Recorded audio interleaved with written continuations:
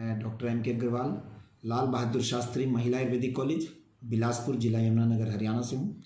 आज के इस वीडियो में हम एवोमीन, जो कि एक एलोपैथिक ड्रग है, के बारे में जानकारी लेंगे। हर जगह आपने देखा होगा कि काफ़ी लोगों को जब भी वो ट्रैवल करते हैं किसी बस के द्वारा या कार में या जहाज़ के अंदर, तब उनको उल्टियाँ लगनी शुरू हो जाती हैं और वो इस परेशानी से बड़े परेशान रहते हैं।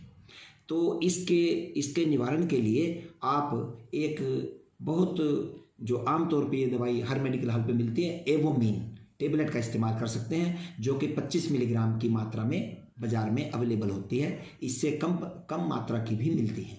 तो लेकिन एडल्ट के अंदर हम 25 मिलीग्राम की गोली 1 या 2 रोगी के रोग के अनुसार, उसकी सिवियरिटी के अनुसार हम इस्तेमाल कर सकते हैं। और ट्रैवलिंग करने से पहले, कहीं बाहर जाने से पहले, यात्रा करने से पहले हम आधा या 1 घंटा पहले अगर इन्हें ले लेंगे तो डिज़ायर्ड रिजल्ट मिलेगा और रोगी या वो व्यक्ति ठीक ढंग से बिना वॉमिटिंग, बिना किसी दिक्कत के, बिना नौजिए के, बिना तबीयत खराब हुए वो आराम से अपना रास्ता और यात्रा पूरी कर सकेगा। तो एवोमीन के बारे में अब हम बात करेंगे। इसके अंदर जो है एक्टिव इंग्रेडिएंट जो है वो प्रोमेथाजीन टियोक्लेट एक साल्ट पाया जाता है। क्या बोलते हैं इसको? प्रोमेथाजीन टियोक्लेट। और यह फेनोथायाजीन ग्रुप की ड्रग है। तो इसके बारे में यह है कि अब सबसे पहले ये जानना जरूरी है कि हमें ट्रैवलिंग सिकनेस में या यात्रा करते वक्त हमें उल्टियाँ लगती क्यों हैं। इसके बारे में एक जो सर्वमान्य जो एक थ्योरी है वो ये है कि जब ब्रेन को गलत सिग्नल मिलते हैं इंटरनल बॉडी से, वो गलत सिग्नल कैसे? दो प्रकार के सिग्नल जो कि इम्बैलेंस हो जाता है उसमें। क्या? विजुअल परसेप्शन, आंखों से देखा हुआ, और कान से सुना हुआ। जब ये दोनों परसेप्शन दिमाग को जाते हैं, कान या उसको हम कहेंगे वेस्टिबुलर परसेप्शन, वेस्टिबुलर, तो कान के अंदर एक सेमी सर्कुलर कैनाल्स होती हैं। वो मोशन करने से, चलने से कुछ उनमें रिएक्शन होता है या वो परस्यूम करती हैं, परसेप्शन लेती हैं और उसको ब्रेन को भेजती हैं। तो कई लोग, इन लोगों में जिनमें कि ट्रैवलिंग सिकनेस होती है, वेस्टिबुलर जो परसेप्शंस हैं वो दिमाग को जाती हैं कि यात्री जो है या ये व्यक्ति ट्रैवलिंग कर रहा है। लेकिन विजुअल, आंखों से जो देख करके परसेप्शन जाती है कि नहीं, ये व्यक्ति कुछ नहीं कर रहा है। एक परसेप्शन कहती है कि वो व्यक्ति है वो इन मोशन है, और एक कहती है वो मोशन में नहीं है। तो जब इस प्रकार से इम्पेयर्ड या मिसमैच सिग्नल्स ब्रेन को मिलते हैं, तब ब्रेन के अंदर एक विशेष सिस्टम जिसको लिम्बिक सिस्टम बोलते हैं वो ब्रेन के अंदर पाया जाता है और वो एक्टिवेट हो जाता है।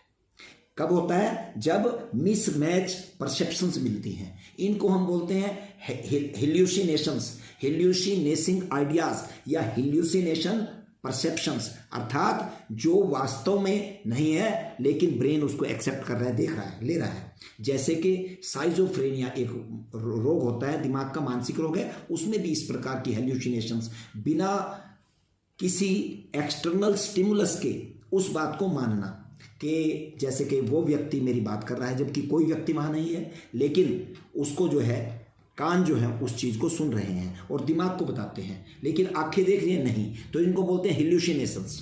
हेल्यूसिनेशन जो परसेप्शन जब दिमाग को जाएंगी, तब इसको हम मिसमैच सेंटर भी बोलते हैं, मिसमैच कंसेप्शन सेंटर भी बोलते हैं। लिम्बिक सिस्टम जिसको हम कहते हैं वो एक्टिवेट हो करके वो ब्रेन में स्थित वॉमिटिंग सेंटर को एक्टिवेट कर देता है। ये लिम्बिक सेंटर एक्टिवेट कब होता है? जब ब्रेन यह मान ले कि इस व्यक्ति ने या इस शरीर के अंदर कहीं ना कहीं से पॉइजन, टॉक्सिन्स, जहर इसने ले लिया है। जब जहर आदमी ले लेता है तब भी लिम्बिक सिस्टम एक्टिवेट होता है और एक्टिवेट होकर के वो जो वॉमिटिंग सेंटर उसको एक्टिवेट कर देगा और एक्टिवेट करके ये कहेगा कि उन टॉक्सिन्स को शरीर से बाहर निकाल दिया जाए। किस रूप में? उल्टी के रूप में। तो मिसमैचिंग के द्वारा जो कंसेप्शंस जारी हैं, तो उनके द्वारा हमारा वॉमिटिंग सेंटर एक्टिवेट होकर के उल्टियाँ रोगी को लगनी शुरू हो जाती हैं। तो इसको ये टेबलेट जो एवोमिन है या ये प्रोमेथाजीन जो साल्ट है वो लिम्बिक सिस्टम को ब्लॉक कर देता है और कुछ ही देर में उल्टियाँ जो हैं वो रुक जाती हैं और ट्रैवलिंग सिकनेस की जो उस रोगी को जो परेशानी है उससे उसको निजात मिल जाती है, उससे उसको छुटकारा मिल जाता है। एक परसेप्शन ये है, ये ड्रग जो है ये anti histaminic H1 receptor blocker भी मानी गई है। ये इसका मेन फंक्शन है। हिस्टामिनिक H1 जो रिसेप्टर्स हैं वो स्टमक के अंदर पाए जाते हैं, वो रिसेप्टर्स को ये ब्लॉक कर देती है। इस ड्रग को हम कहते हैं एंटी हिस्टामिनिक रिसेप्टर ब्लॉकर।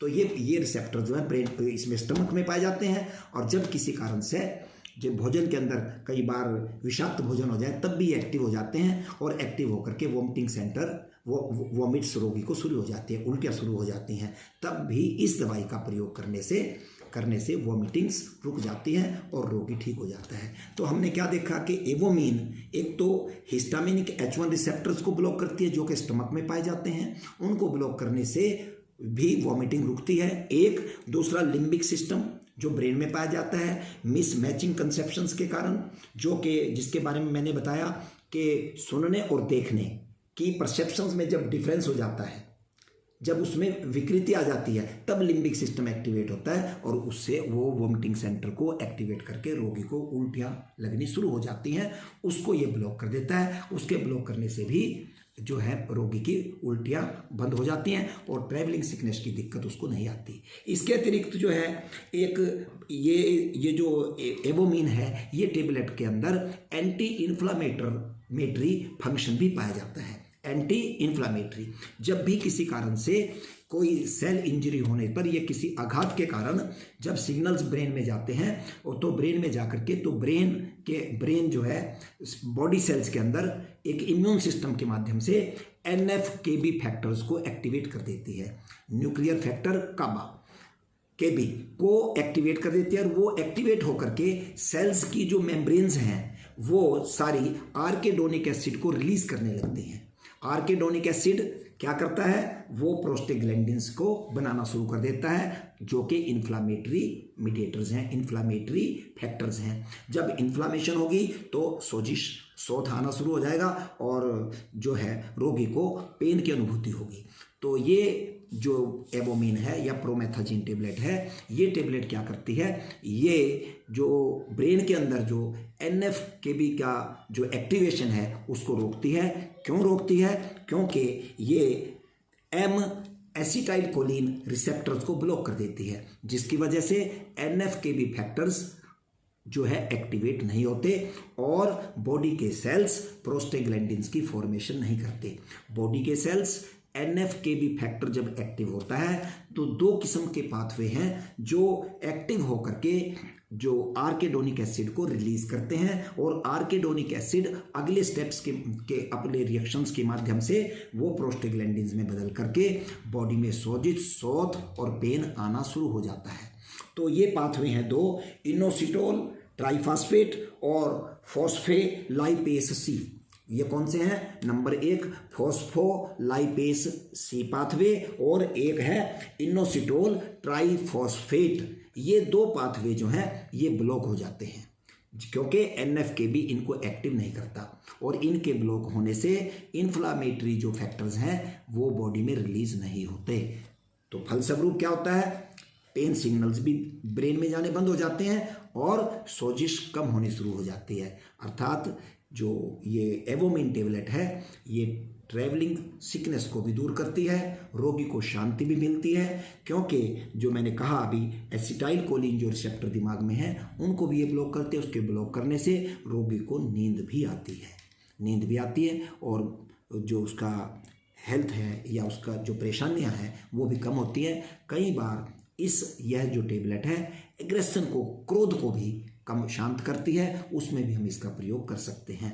इसलिए एवोमीन टेबलेट का मुख्यतः जो है नोजिया वॉमिटिंग में और ख़ास तौर से ट्रैवलिंग सिकनेस से होने वाली उल्टियों में, वॉमिटिंग्स में इससे राहत मिलती है। इस प्रकार ये टेबलेट अत्यंत महत्वपूर्ण है, जिसको आप, और इसके साइड इफ़ेक्ट बहुत मामूली हैं। कई बार ड्राउजीनेस हो जाती है, कई बार हम ज़्यादा ले लें एब्डोमिनल अपसेट भी हो जाता है, ज़्यादा नींद का आना भी हो सकता है, तो इस प्रकार से ये भी हो सकता है, लेकिन कोई खास साइड इफ़ेक्ट इसका नहीं है। अब हम बात करेंगे इसकी डोज के बारे में। आमतौर पे इसकी 25 मिलीग्राम की टेबलेट बाज़ार में मिलती हैं। तो जब भी किसी एडल्ट को या कहीं सफ़र पे जाना हो, ट्रैवलिंग सिकनेस की शिकायत हो, तब वो 1 या 2 गोली अपने रोग की जो उग्रता के अनुसार वो आधे से 1 घंटा पहले अगर ले लेगा तो उसको इस परेशानी से निजात मिलेगी, आराम मिलेगा, राहत मिलेगी। और इसकी हम मैक्सिमम 4 से 6 गोली मैक्सिमम एक दिन में ले सकते हैं।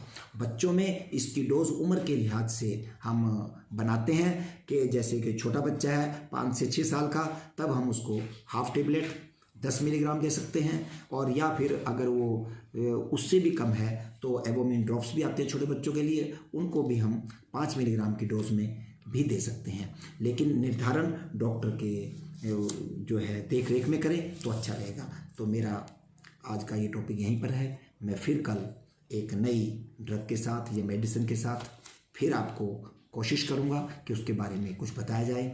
लेकिन मैं आज फिर पुनः आपसे निवेदन करता हूं कि जितने भी आयुर्वेद के अंदर जितने भी छात्र हैं या जो डॉक्टर्स हैं जो भी प्रैक्टिस कर रहे हैं, तो हमें आयुर्वेद के साथ साथ एलोपैथिक ड्रग्स का भी अनुभव होना चाहिए, ज्ञान होना चाहिए।